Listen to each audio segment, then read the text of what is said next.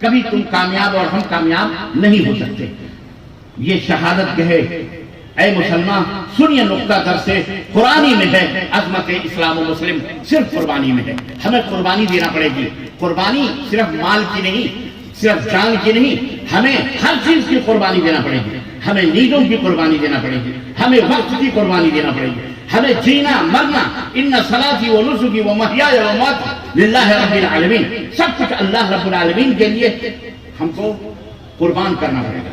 ایک مسلمان کا فرض یہ بنتا ہے، ایک مسلمان کا فرض یہ بنتا ہے جب وہ کلمہ توحید اپنی زبان سے کہہ لیتا ہے تو اس کا مطلب یہ ہے کہ اب وہ خلاص، اب وہ اپنی مرضی کا مالک نہیں رہا. مسلمان کہتے ہی اس شخص کو ہیں. عربوں کے اندر اس اونٹنی کو جس اونٹنی کی ناک میں نکیل ہوتی ہے، ہم گاؤں والے لوگ ہیں، دیہات والے لوگ ہیں، ہمیں اچھی طرح معلوم ہے بھینسوں کے یا بیلوں کے ناک میں نتنا ڈالا جاتا ہے. کیوں ڈالا جاتا ہے؟ تاکہ وہ آپ کے کنٹرول میں رہے، تاکہ وہ جب چاہیں اس کو بٹھائیں، جب چاہے اٹھائیں، جب چاہیں اسے جہاں چاہیں جیسے استعمال کریں. اسلام بھی اسی کا نام ہے. قلادہ در گردن نہادہ، گردن میں پٹا ڈالنا. غلامی کا پٹا، کس کی غلامی کا؟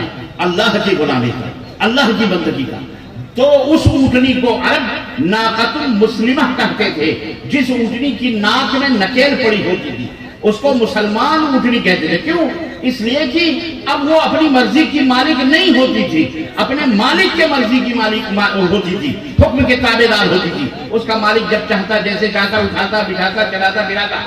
ایسے ہی مسلمان اسی کو کہا جاتا ہے. مسلمان اس کو کہا جاتا ہے جس کے گردن میں اللہ کی غلامی کا پٹکا پڑا ہوا، جس نے لا الہ الا اللہ محمد رسول اللہ پڑھنے کے بعد یہ عہد کیا ہے کہ عبادت صرف اللہ عز و جل کی ہے، سجدہ صرف اللہ عز و جل کے لیے ہے. مانگنا، فریاد کرنا، استمداد کرنا، مدد طلب کرنا، حاجت روا سمجھنا، مشکل کشا سمجھنا صرف اللہ تبارک و تعالیٰ کا حق ہے، اللہ تبارک و تعالیٰ کے لیے جائز ہے. اس دنیا میں کسی زندے کو، کسی مردے کو، کسی انسان کو، کسی پیڑ کو، کسی حیوان کو، کسی جانور کو، کسی پودے کو، کسی جنگل کو، کسی پہاڑ کو مشکل کشا سمجھنا، حاجت روا سمجھنا، اسے فریاد کرنا، اس کے سامنے دعا کرنا، اس سے مانگنا، اس سے بیٹا بیٹی کی امیدیں وابستہ رکھنا، اس سے اس لیے محبت کرنا یا اس لیے اس سے ڈرنا کہ یہ نفع اور نقصان کا مالک ہے. چاہے وہ درگاہ ہو، چاہے وہ مزار ہو، چاہے وہ تعزیہ ہو، چاہے وہ شدہ ہو، چاہے وہ علم ہو، چاہے وہ مورتی ہو، چاہے وہ دیوی ہو، چاہے وہ دیوتا ہو. اللہ کے سوا کسی کی عبادت و بندگی حرام بلکہ شرک باللہ ہے. اللہ کے ساتھ شرک کرنا ہے، اور شرک ایسا گناہ ہے کہ اللہ اسے کبھی معاف نہیں کرے گا، اسے کبھی معاف نہیں کرے گا. یہ پیغام آپ کو پہنچانا ہے دنیا والوں کو. آپ کھانے پینے میں مست ہو گئے محترم عزیزان گرامی، میری ماں بہنوں، آپ کھانے پینے عیش و عشرت میں کھو گئے. زمانہ عجیب و غریب چال چل گیا آپ کے ساتھ. آپ آئے تھے لوگوں کے رہنما بننے، آپ خود ہی مقتدی بنے پھرے ہیں. امام کہاں سے بنے گا؟ علامہ اقبال نے کہا تھا سبق پڑھ پھر صداقت کا، عدالت کا، شجاعت کا. سبق پڑھ پھر صداقت کا، سچائی کا، عدالت کا، انصاف کا، شجاعت کا، بہادری کا. لیا جائے گا تجھ سے کام دنیا کی امامت کا. یہ مدارس، یہ مکاتب، یہ دینی ادارے ہمارے لیے یہ اسلام کے قلعے ہیں. ان کو مضبوط کرنا، ان کے لیے اپنے دھن دولتوں کو دینا، قربانی دینا، اور علماء کی تعظیم و تکریم کرنا، ان سے محبت کرنا، یہ عین ایمان ہے. یہ ایمان کا ایک حصہ ہے. یہ دلیل ہے اس بات کی کہ آپ کو اگر اپنے علماء سے محبت ہے، اگر اپنے علماء کی عزت کرتے ہیں، آپ ان کی توقیر اور ان کی تکریم کرتے ہیں، تو یہ دلیل ہے کہ آپ کو اللہ اور اس کے رسول سے بھی محبت ہے. اگر ان غلامان مصطفیٰ سے محبت ہے تو دلیل ہے یہ چیز کہ آپ کو مصطفیٰ جان رحمت سے بھی محبت ہے، پیارے نبی سے بھی محبت ہے. اگر دین رسوا ہوا، اگر اسلام رسوا ہوا، اگر اسلام اسلام کو آپ کی وجہ سے نقصان پہنچا، اللہ اسے کبھی معاف نہیں کرے گا. یاد رکھیں. اے میرے نوجوان دوستو، پڑھو. اے میرے ماں بہنوں بیٹیوں، پڑھو، خوب پڑھو. یہ دین پڑھنے پڑھانے کا ہے. یہ تعلیم ہمارے نبی معلم بنا کے بھیجے گئے، معلم اول بنا کے بھیجے گئے. اس دنیا کو جہالت کی تاریکیوں سے نکالنا ہمارا کام ہے. کنتم خیر امہ اخرجت للناس تأمرون بالمعروف وتنہون عن المنکر. ہاں جناب علی، ہمارے پیدا ہونے کا مقصد یہ ہے کہ ہم اس دنیا کے حاکم ہیں اور اس دنیا سے برائیوں کو مٹانے والے ہیں، بھلائیوں کو پھیلانے والے اور برائیوں کو مٹانے والے. مسلمانوں ہم ہیں، آپ ہیں. یہ درس میں آپ کو دے کے جا رہا ہوں، یہ میسج اللہ کا پیغام دے کے جا رہا ہوں. اللہ تبارک و تعالیٰ نے تمہیں اس دنیا سے ظلمتوں کو، ظلم کو اور ستم کو اور اتیاچار کو مٹانے کے لیے اور عدل اور انصاف کو قائم کرنے کے لیے پیدا کیا ہے. اور اسلام سب سے بڑا عدل اور احسان کرنے والا دین ہے اس دنیا کے اندر. یہ بتانا ہے آپ کو اپنے کردار سے، اپنے عمل سے، اپنے گفتار سے، اپنی تحریر سے، اپنی تقریر سے، اپنے اٹھک بیٹھک سے، اپنے شادی بیاہ سے، اپنے ماحول سے، اپنے اسکول سے، کالجز سے، اپنے سینٹر سے، اپنے دکان سے. اگر تم تاجر ہو تو نبوت کے اس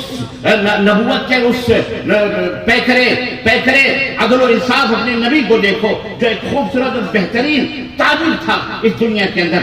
اگر تم شوہر ہو تو اس خدیجہ الکبریٰ اور عائشہ صدیقہ جو اس پیارے شوہر کو دیکھو جس کے عدل اور انصاف کا عالم یہ تھا کہ ازواج مطہرات کہتی ہیں اللہ اکبر.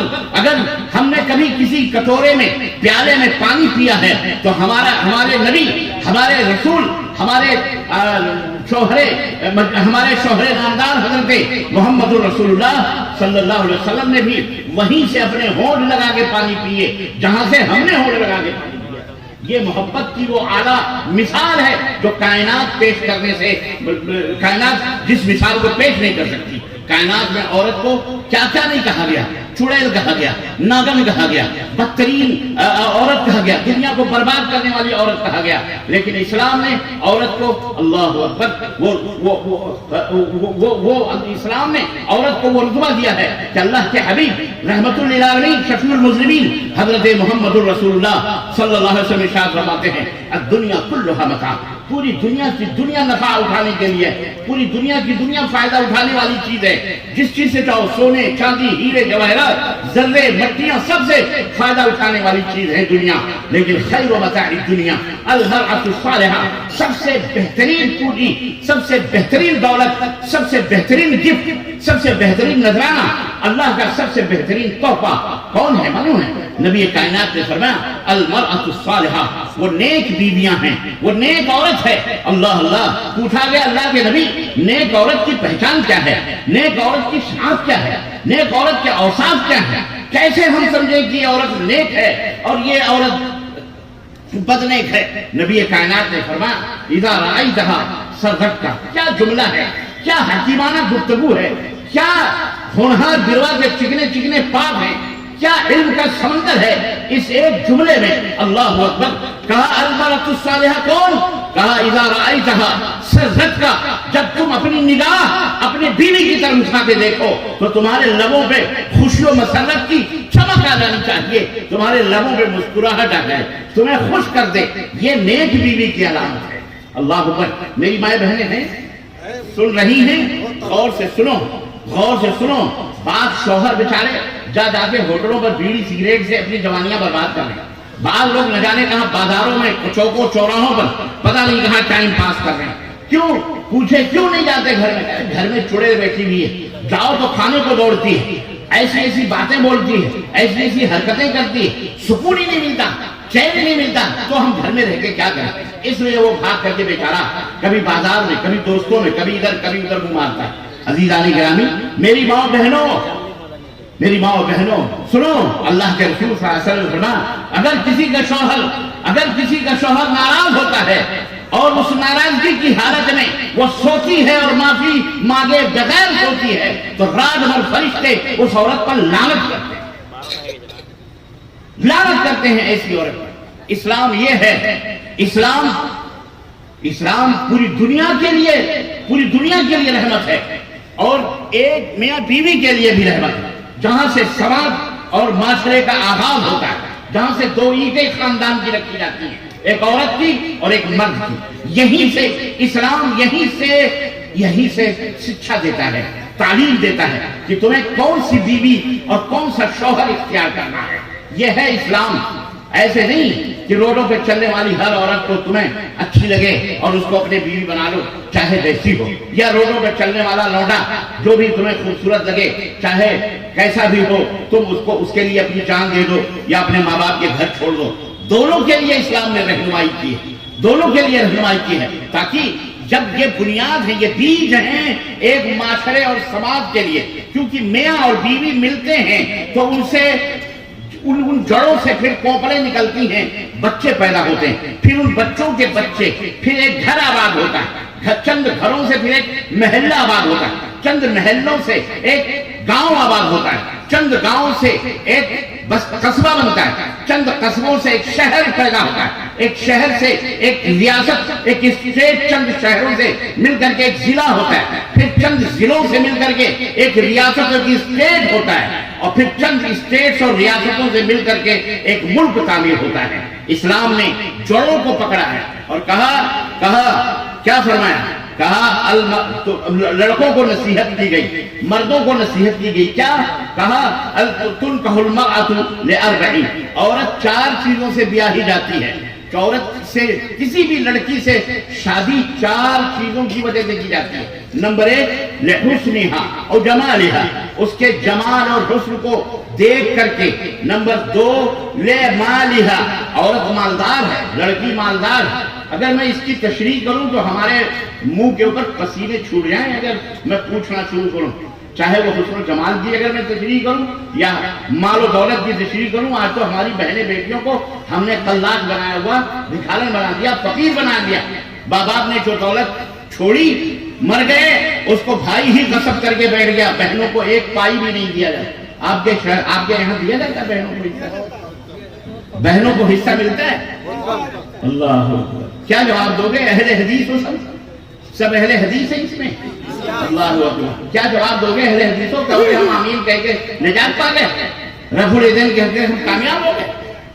ہم اس کا مذاق تو نہیں اڑاتے، لیکن جب حرام خوری ہوگی تو نہ نماز کام آئے گی، نہ روزے، نہ آمین، نہ رب العزت پھر بھی کام نہیں آئے گی. حرام نہیں ہے. میں نے کہا اگر میں اس کی تشریح کروں تو پوری رات لگ جائے گی. عورت سے شادی 4 چیزوں کی وجہ سے کی جاتی ہے: اس کے حسن و جمال کو دیکھ کر، اس کے مال کو دیکھ کر، اس کے حسب اور نسب اسٹیٹس کو دیکھ کر. بنگلے والی ہے، کار والی ہے، ماشاءاللہ بڑے گھرانے کی بیٹی ہے، اس کو دیکھ کر شادی کی جاتی ہے. اور اخیر میں فرمایا وَلِدِينِهَا، اور عورت کے دین کو دیکھ کر کے شادی کی جاتی ہے. فَاظْفَرْ بِذَاتِ الدِّينِ تَرِبَتْ يَدَاكَ، نبی نے فرمایا تیرے ہاتھ ٹوٹ جائیں، دیندار لڑکی سے شادی کرو. اللہ اکبر. کس سے؟ دیندار، بے پردہ میک اپ کر کے گھومنے ٹہلنے نظر بازی کرنے والی لڑکیوں سے شادی. ہاں، باپردہ خاتون، شریف، نیک، نمازی، پرہیزگار، ایسی لڑکیوں سے شادی کرو. اب آپ کہو گے ہم کیسے جانیں گے کہ ہم جس لڑکی سے شادی کرتے ہیں وہ نیک ہے؟ ارے بھائی اس کے اماں ابا ہوں گے، اس کے بھائی بہن ہوں گے. گھرانہ دیکھو گے کہ نہیں دیکھو گے؟ گھرانہ دیکھو گے کہ نہیں دیکھو گے؟ تو آپ کسی سے پہچان جائیں گے. آم سے اس کے درخت کا پتہ لگ جاتا ہے کہ جا کے آپ درخت کو سونگتے یہ کون سا آم، یہاں کون سے آم پائے جاتے ہیں. لنگڑا آم ہوگا، لنگڑا، فضلی، بامبے، سونگ کے آدمی پتہ لگا لیتا ہے کہ یہ کس پیڑ کا آم ہے کہ نہیں ہے، کہ جا کے پیڑ کو دیکھتا ہے. تو بس آپ گھر دیکھ کر کے پتہ لگا لو کہ یہ گھرانہ دیندار ہے کہ نہیں ہے، نیکوکار لوگ ہیں کہ نہیں ہے، نمازی ہیں کہ نہیں ہے. اللہ کے نبی دیندار لڑکی سے شادی کرو. اور لڑکیوں کو کیا فرمایا؟ لڑکیوں کے بارے میں ذمہ داروں کو تنبیہ کی اللہ کے رسول صلی اللہ علیہ وسلم نے، اور فرمایا اذا جاءت من ترضون دينه وخلقه فزوجوه والا تكن فساد عريض او كما قال رسول الله صلی اللہ علیہ وسلم، کہ تمہارے پاس جب کوئی نکاح کا پیغام لے کر کے آئے، اے باپ، اے والدین، اے والد، اے بھائی، تو جو ذمہ دار ہے اپنے گھر کا، اپنی بہن کا، اپنی بیٹی کا، تمہارے پاس اگر کوئی بندہ پیغام لے کر کے آئے اپنے بیٹے کے لیے، یا خود اپنا پیغام دے کہ مجھے اپنی بیٹی سے بیاہ دو، تو اللہ کے رسول صلی اللہ علیہ وسلم نے کیا فرمایا؟ کہا پہلے اس کا دین دیکھو، اس کا دین کیسا ہے، من ترضون دینہ، اس کا دین دیکھو، دیندار ہے کہ نہیں ہے، نماز پڑھتا ہے کہ نہیں نماز پڑھتا، صرف ڈگریاں لے کے گھوم رہا ہے، ڈاکٹر بنا پھر رہا ہے، انجینئر ہے، دو فلانے جناب علی ڈاکٹر ہے، انجینئر ہے، ٹیچر ہے، سرکاری نوکری ہے، بینک بیلنس ہے، بہت بڑا قاضی اور بہت بڑا جناب علی شو روم کا مالک ہے، فیکٹریوں کا مالک ہے، نماز غائب ہے، ایمان غائب ہے، عدل اور انصاف غائب ہے۔ اللہ اللہ اللہ، اللہ کے رسول صلی اللہ علیہ وسلم نے فرمایا اگر وہ تمہیں دیندار نہیں ہے تو فساد پیدا ہوگا اگر تم نے یہ ترک کر دیا اور چھوڑ دیا۔ آج جو یہ ہو رہا ہے نا دنیا کے اندر، یہ طلاق وہ فلاں، آج گورنمنٹ آف انڈیا بھی انوالو ہو گئی، اور انوالو ہوگی کیوں نہیں؟ چور کے لیے دروازہ کھول کے رکھو گے تو چور آپ کا منہ بیٹھ کے دیکھے گا، چور کا تو کام ہی ہے گھس کر کے اور تمہیں برباد کر کے، تو چور تو بیٹھے ہوئے ہیں، تو دروازے تو تم نے کھولے نا، حلالے کے نام پر، حلالے کے نام پر پتہ نہیں کیسی کیسی الا بلا بدتر فتوے بازیاں دے دے کر کے امت ہندوستان کے اندر برباد کر دیا مسلمانوں کو، ٹکڑے ٹکڑوں میں کس کنبا پورا نام تن ہما داغ راخت میں کن زخموں کا علاج کروں جب پورا جسم زخموں سے بھرا ہوا ہے۔ عزیزان محترم، اگر ہم اپنے آپ کو اہل الحدیث کہتے ہیں تو ہمیں تو کم از کم یار اپنے مسلمان بھائیوں کی مدد کرنے کے لیے کھڑا ہونا چاہیے۔ ایک بات میں آج کے اس بزم میں بڑی ذمہ داری کے ساتھ میں یہ علماء کی اس بھیڑ میں اور علماء کی موجودگی میں کہوں گا اور کہنا چاہتا ہوں کہ رب کعبہ کی قسم ہے، اگر علماء اہل حدیث یا اہل الحدیث کے عوام، علماء ہو یا عوام، اگر انصاف نہیں کر سکتے یا دنیا کو انصاف نہیں دلا سکتے تو اس دنیا میں کوئی ایسا دھرم، کوئی ایسا مذہب، کوئی ایسا فرقہ موجود نہیں ہے جو مسلمانوں کو عدل اور انصاف کی تحقیق پہ لے جا کے کھڑا کرے یا انہیں عدل اور انصاف دلوائے۔ یہ ہماری ضرورت جو ہم بول رہے ہیں آپ کے لیے اور آپ ہیں کہ آپ لوگ بالکل ایسا لگتا ہے جیسے جناب علی کچھ سمجھ نہیں رہے۔ عزیزوں سمجھو، محترم بھائیوں، نوجوانوں، ارے یہ اگر بزرگ جا رہے تھے ایک نسل تو گئی، شاید ان کو سدھارنا مشکل ہو، لیکن یہ جو ہماری آنے والی نسلیں اسکولوں میں ہیں، کالجز میں، ایک بچہ داعی ہے، ایک بچہ دعوت دینے والا، اسلام کا پیغامبر، اسلام کو پہنچانے والا۔ لیکن سب سے پہلے تم مسلمان ہو تو کیوں ہو یہ بھی سمجھ لو۔ ہم کیوں مسلمان کہتے کس کو ہیں؟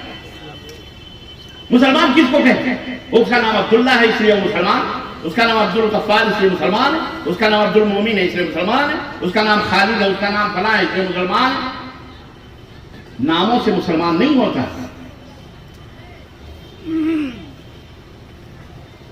زبان سے کہہ بھی دیا لا الہ تو کیا حاصل، دل و نگاہ مسلمان نہیں تو کچھ بھی نہیں۔ سب سے پہلے دل مسلمان میں نے بھی بتایا تابع دار، میری کوئی مرضی نہیں، اللہ کے حکم کے تابع ہیں، اللہ کے فرما بردار ہیں، شادی ہو کہ بیاہ ہو کہ نکاح ہو، ہر چیز میں قال اللہ قال رسول، اللہ کی قسم پورے دنیا کی حکمرانی کرنے کے قوانین، پوری دنیا کو راہ راست پہ لانے کے نظام اور سسٹم اور اصول اور ضابطے رب کے قرآن میں موجود ہیں، محمد رسول اللہ کے فرمان میں موجود ہیں صلی اللہ علیہ وسلم۔ لیکن ہم ہیں کہ ہم بت بنے ہوئے ہیں، ہم ذلیل اور رسوا ہو رہے ہیں۔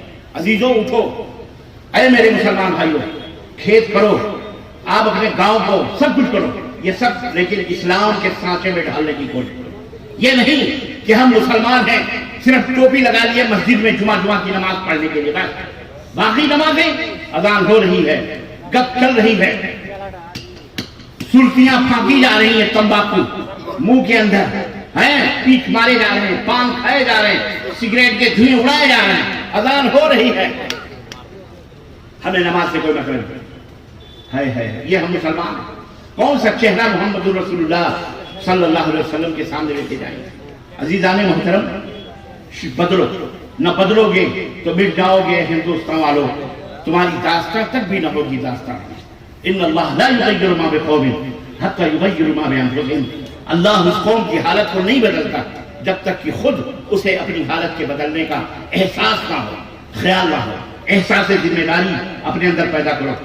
ماں بہنیں گھروں کو سنوارنے اور سجانے اور گھروں کی اصلاح کرنے میں وقت لگائیں، اور آپ معاشرے اور سماج اور گاؤں کے اندر گاؤں کو دیندار بنانے، پہلے اپنے آپ کو دیندار بناؤ، پھر اپنے آل اولاد کو بناؤ، انشاءاللہ دھیرے دھیرے پورا سماج اور پورا معاشرہ دیندار بنے گا۔ لیکن جو کفر از کعبہ برخیزت کجا مانت مسلمانی، اگر کعبے ہی سے بت پرستی اور کفر کا آغاز ہو جائے تو بتاؤ مسلمانی کہاں رہے گی؟ اگر مسلمان ہی سود خور ہو جائے، مسلمان ہی بے نمازی ہو جائے، مسلمان ہی شراب پینے لگے، مسلمان ہی زناکار ہو جائے، مسلمان کی بہن بیٹیاں بے پردہ ہو جائیں، مسلمان ہی عدل و انصاف کا جنازہ اپنے کندھے پہ اٹھا کے روڈوں پر دوڑیں، مسلمان ہی جھوٹا اور مکار ہو جائے، مسلمان ہی چور اور غاصب ہو جائے، مسلمان ہی اپنے بھائی کا حق لوٹنے والا بن جائے، مسلمان ہی ایک دوسرے کے مال کو جھوٹے طور پر خسوٹ کرنے والا بن جائے، تو بتاؤ اس دنیا کا کیا حل ہونے والا ہے؟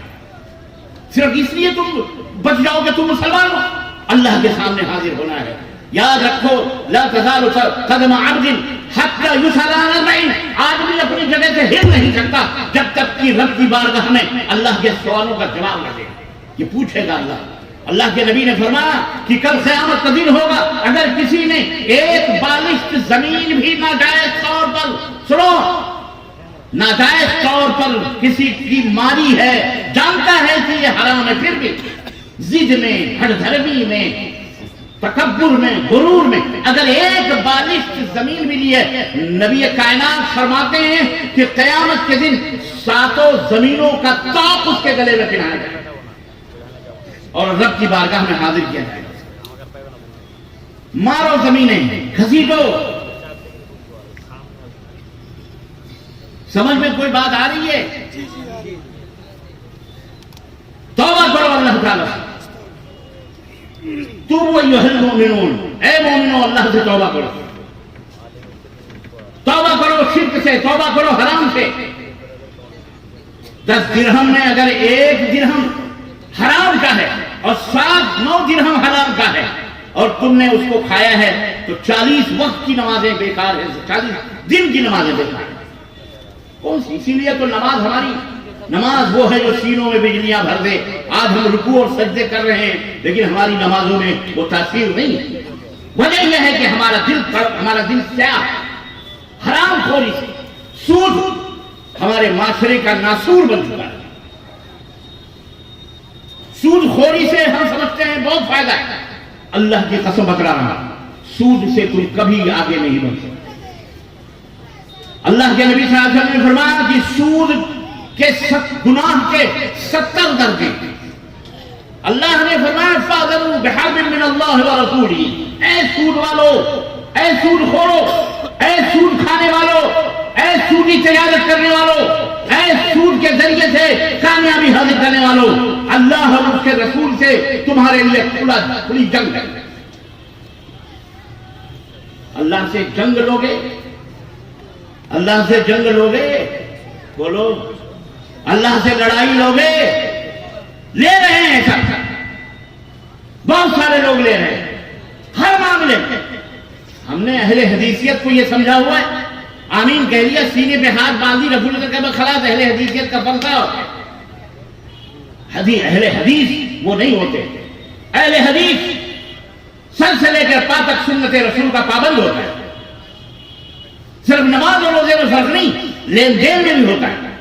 حرام ہم کھائیں، سود ہم کھائیں، قتل و خون ہمارے ہاں، چوری ہمارے ہاں، چماری ہمارے ہاں، ایک دوسرے کے اندر غیبت چغلیاں ہمارے ہاں۔ شادی اور بیاہ میں جو ناٹک بازیاں ہو رہی ہیں، غیر قومیں بھی شرم سے اپنا منہ ڈھک لیتی ہیں کہ یہ مسلمان ہیں جنہیں دیکھ کے شرمائیں یہود۔ یہاں بھی گھوڑے پہ چڑھ کے جاتے ہیں لوگ، بارات جاتے ہیں۔ یہ بارات کیا ہے؟ یہ بارات نہیں، یہ حرام رات ہے، یہ حرام ہے۔ یہ کیا ہے؟ بولو، حرام ہے۔ بارات کے نام پر کیا ناچ اور کیا گانے، کیا ویڈیو، جیسا جو ہوتا ہے۔ مالدار ہے تو مالدار، غریب ہے تو اب غریب بھی مالدار کو دیکھ کر کے بیچارہ وہ بھی اسی کے چکر میں مقروض سودی قرض لے کے مرتا ہے۔ یہ جہیز، یہ باقاعدہ لسٹ، شرم کرو اہل حدیثوں، کم از کم تم تو سدھرو۔ ہمارا سماج آج ہمارا ماحول بدبودار بن چکا ہے. اسلام ہم سے تقاضا کیا کرتا ہے؟ کیا تم پہلے لوگوں میں شادی کر رہے ہو اپنی بیٹیوں کی یا اپنے بیٹوں کی؟ نبی کائنات نے بھی اپنی بیٹی کی شادی کی. سیدنا علی بن ابی طالب آئے اور انہوں نے کہا کہ اللہ کے نبی مجھے فاطمہ کا ہاتھ چاہیے، میں فاطمہ سے شادی کرنا چاہتا ہوں، آپ کی صاحبزادی جگر کو ہے بطول سے شادی کرنا چاہ رہا ہوں. نبی کائنات مسکرائے اور کہا علی مہر میں کیا لائے ہو؟ اللہ مہر میں بولو. آج تو الٹا چور پتوال کو ڈانٹے. آج ہم لڑکی والے لڑکے ڈھونڈنے جاتے ہیں اور لڑکا والا پوچھتا ہے جہیز میں کیا لائے؟ بولتا ہے کہ نہیں بولتا؟ کیا دو گے؟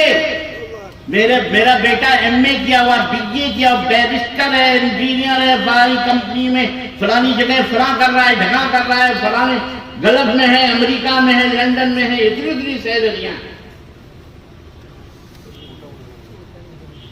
پھر بھی تو بھکاری کا بھکاری ہے، بھک منگے تو ہے تیرے ڈوب کے مر گیا چلو بر پانی میں. جہیز مانگنے والا دنیا کا انٹرنیشنل بھکاری ہے، یہ خبیث ہے، یہ معاشرے کا ناسور ہے، کینسر ہے. یہ اسے مت دو اپنی بیٹیاں، یہ ترس جائے اپنے بیٹے کی شادی کے لیے.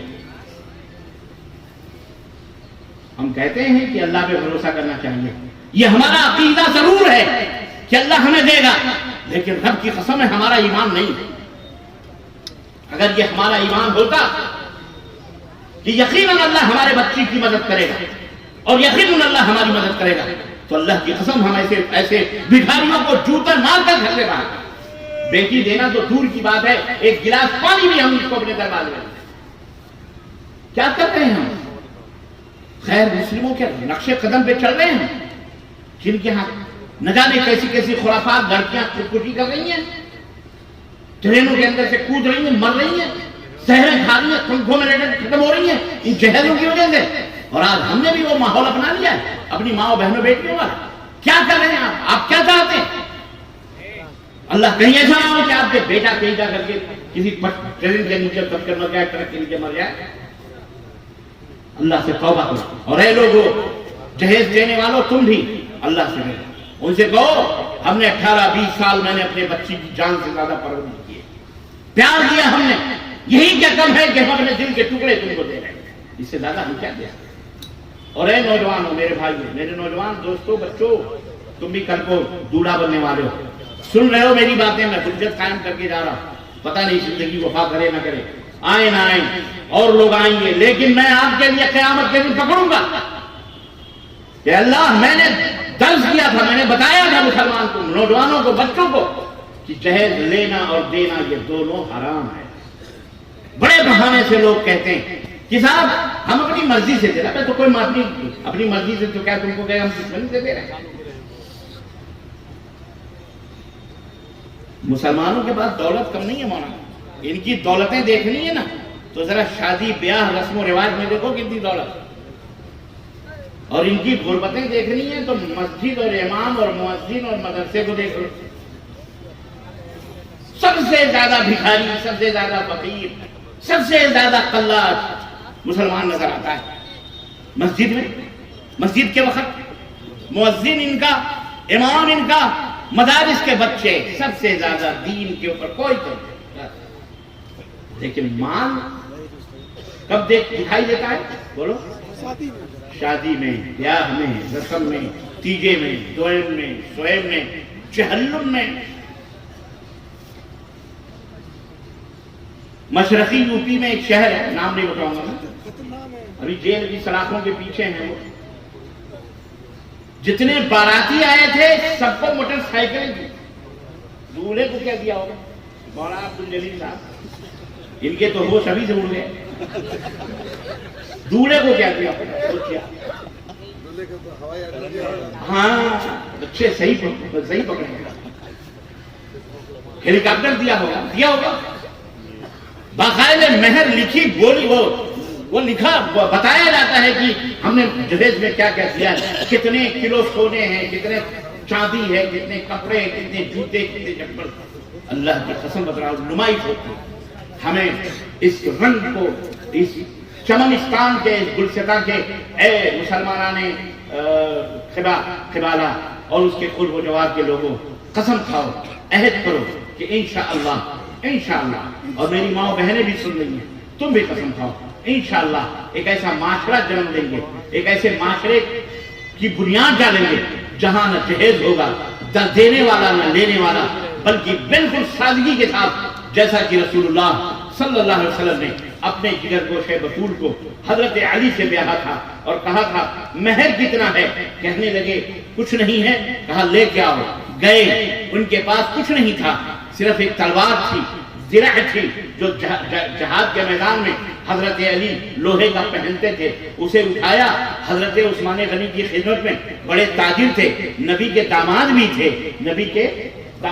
تھے، حضرت عثمان نے دیکھا بننے والا ساڑو حضرت علی ہے، بہادر ہے، حیدر کرار ہے، اللہ اللہ، نبی کا چچیرا بھائی بھی ہے، تو اس ساڑو کے لیے کہا یہ درع مجھے دے دو، میں خرید لیتا ہوں۔ اس کے بدلے میں ان کو جتنے درہم چاہیے تھے حضرت عثمان غنی نے دے دیے، پیسے دے دیے، اور وہ درع اور تلوار لے لی، اور اللہ کے نبی کی خدمت میں حضرت علی وہ مہر لے کے آئے۔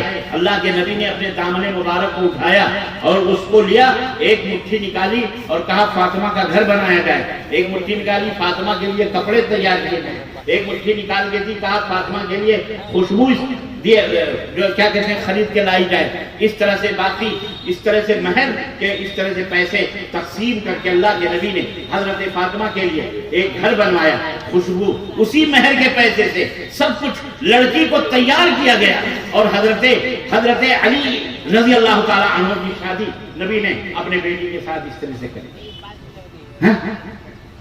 کتنی بڑی کیا سادگی تھی، نہ بارات ہے، نہ اور کچھ ہے، نہ جہیز ہے، بلکہ مرد ہوتا ہے، یہ نہیں کہ چارپائی لائے، دلہن بھی لائے، دلہن اپنے ساتھ ساتھ چارپائی بھی لائے، اس کے جوتے بھی لائے، اس کو نہانے کے لیے تولیے بھی لائے۔ مردود آدمی، قبل اس کے یہ سب لیتا، تو مر کیوں نہیں گیا؟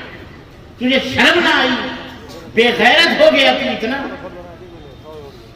کہ سونے کے پلنگ کا کی تو محتاج ہے، تو وہ بھی لڑکی سے مانگ رہا، وہ لڑکی تو اس پر سو کر کے تیرے اوپر لعنتیں بھیج رہی ہو۔ ہاں خوب میرے ابا نے تو کیسے کیسے قرض لے کے چارپائیاں بنائی ہیں، بڑی مستی سے سو رہا ہے بے غیرت۔ تو کہہ رہا محبت کر رہی ہوتی، جب اسے روتے بلکتے اس کے بھائی یاد آتے ہوں گے، سمجھ رہے تو لعنت بھیج رہی ہوگی، تیری محبت نہیں کرتی، وہ مجبور ہے بیچاری۔ اور یاد رکھو میکے والوں کو کبھی پنگا نہیں لینا اپنی بیویوں سے۔ میکے کا کتا بھی انہیں پیارا ہوتا ہے، تم ان کے کتوں کو بھی اگر تم نے ہکال دیا نا تو بیوی چڑھ دوڑے، کیوں ہو رہا ہے؟ وہ میکے سے پیار کرتی، تو کبھی اپنے ان کے بھائیوں سے، ان کے میکے کے لوگوں سے کبھی دشمنی اگر تم کو کرنی ہوگی تو کر لینا ان کی برائی، ورنہ میکے والوں کی برائی بیوی کے سامنے بولو نہیں کرنا، بس تعریف بھی کرو، بھلے تم کو کچھ نہ ملے تو بولو آب زمزم پی کے آ رہا ہوں، ہماری ساسو ماں نے دیا ہے۔ اور ساس، وما ادراک، ساس کے بارے میں کیا کہا؟ پتہ نہیں یہاں کا ماحول کیسا ہے، یو پی میں تو ساسوں کا خوب راج چلتا ہے، پتہ نہیں آپ کے یہاں بہار میں کیا حال چال ہے ساسوں کا۔ یہ ساس جو ہوتی ہے، یہ کہتے ہیں ساس، شوہر کہتا ہے ساس ہے تو آس ہے، ساس ہے تو آس ہے، ساس نہیں تو کون اس کو گلاس پانی بھی دینے والا ہے۔ لیکن یہ ساسیں اگر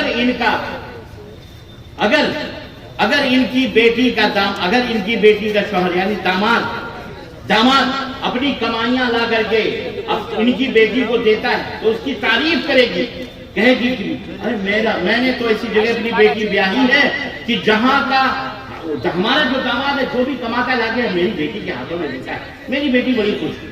اور اگر خود اس کا بیٹا اپنی بیوی کو لا کر کے اپنی کمائی دے دے تو وہ ساس کی آنکھیں اور منہ دیکھنے کے قابل ہوتے ہیں، ایسے آنکھوں سے چڑھا کے دے جورو کا غلام ہو گیا، یہ تو میرا لڑکا جورو کا غلام ہو گیا۔ بہن جو بھی ہوتا ہے سب کچھ لا کے اپنے بیوی کے ہاتھوں میں دیتا ہے، مجھے تو پوچھتا نہیں۔ اس طرح کی باتیں میں پوچھنا چاہتا ہوں، ماں آپ بھی ہیں، آپ بھی کبھی بہو رہی ہوں گی، آپ بھی ساس ہیں، وہ کسی کی بیٹی ہے، اپنی بیٹی کے تعلق سے آپ کے تو یہ خیالات، اور دوسروں کی بیٹی کو اگر آپ کا بیٹا لا کر کے دیتا ہے آپ کی بہو کو، تو آپ کا یہ نظریہ یہ حرام ہے۔ اس کے ساتھ عدل کرو، انصاف کرو۔ یاد رکھو اگر اپنی بہوؤں کے ساتھ، مرد بیچارے جو سسر ہوتے ہیں ان کو تو سب ہری ہری رہتی ہے، کیونکہ باہر بیٹھے ہوئے ان کو چائے مل جاتی ہے، ان کو کھانے مل جاتے ہیں، ان کو انڈے مل جاتے ہیں، سب کچھ مل جاتے ہیں، لیکن گھر میں جو ساس ہوتی ہے وہ سب کچھ، وہ ساس جو ہوتی ہے وہ سب کچھ دیکھتی ہے اور مار پیٹ پہ اتارو رہتی ہے۔ اللہ کے لیے اگر تم ماں ہو تو اپنے دل کے اندر ماں کا احساس رکھو اور سوچو ان کو کبھی مت ستانا، ستاؤ گی تو ان کے دل کی آہیں تمہاری قبر میں دھوئیں پیدا کریں گے اور تم جلو گی دنیا میں بھی اور آخرت میں بھی۔ اس لیے ماحول بناؤ وہ اسلام کا، شادیوں کا، بیاہ کا، معاشرے کا، سماج کا، یہ ذمہ داری ہماری ہے اور کوئی دوسرا آگے نہیں بنائے گا۔ جو سر سیدنا محمد رسول اللہ صلی اللہ علیہ وسلم نے ہمیں عطا کی ہے کہ قیامت تک کے لیے ہمارے لیے قرآن و سنت کو اسوہ اور نمونہ بنایا ہے۔ اللہ تعالیٰ سے دعا ہے کہ اللہ تبارک و تعالیٰ ہمیں اور آپ کو نیک عمل کرنے کی توفیق عطا فرمائے، اور اللہ ہمارے گھروں کو اللہ تبارک و تعالیٰ اسلامی گھر بنائے، اسلامی ماحول بنائے، صحیح مسلمانوں کا گھر بنائے، اور اللہ تعالیٰ ہمیں اور آپ کو نیک اور صالح بنائے۔ بولو آمین۔ اور اس جلسہ کے کرنے کرانے والے دامے دل میں قدم سفر